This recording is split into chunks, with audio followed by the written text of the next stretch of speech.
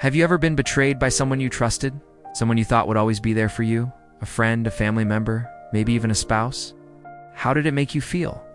Angry, confused, hurt? Well, imagine feeling that way, but on a much larger scale. Imagine feeling abandoned by God Himself. In today's message, we're going to look at the story of Jonah and how he experienced the whale's regret. Now let's dive in. A man named Jonah was running from God. He was supposed to take a simple message of warning to the people of Nineveh, but he decided to run away instead. And while he was running, God sent a big fish to swallow him up. That's right, a whale. And Jonah found himself stuck inside its belly. Now, most of us have heard this story before, but let me ask you this. Have you ever noticed the whale's regret? It's written right here in Matthew 12:40. For just as Jonah was 3 days and nights in the belly of the great fish, so will the Son of Man be 3 days and nights in the heart of the earth? So what exactly is the whale's regret? Let's break it down into 3 parts. First, the whale didn't swallow Jonah out of punishment. It carried him into grace. Sometimes what feels like rock bottom is really a rescue in disguise. You see, Jonah was running from God, but God was actually running after him.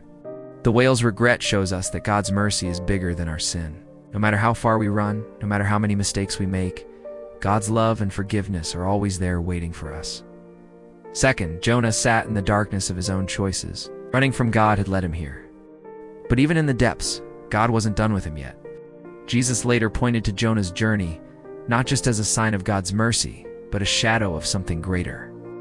Just as Jonah spent 3 days in the whale, the Son of Man would spend 3 days in the grave and rise again to offer life to all who would listen. And third, Jonah was in the belly of a fish, not a cage of his own making. See, Jonah had chosen to run away instead of obeying God. He could have avoided all this trouble if he'd just listened in the first place. This reminds us that while God is full of compassion, He also expects us to obey His word. So what can we learn from this story? First, no matter how low you get in life, God's mercy can lift you higher. Second, even when we're running from God, He never gives up on us. And third, while God's forgiveness is amazing, we should still strive to obey Him in the first place. Well, that's it for today's message. Hope this story brought you comfort and reminded you of God's unfailing love. Do you have a story of regret that you'd like to share? We'd love to hear from you. Please don't hesitate to reach out. And one last thing, if you've been blessed by this message, please don't forget to like and share it with your friends. Until next time, lean into grace and never stop turning back to the God who still calls you.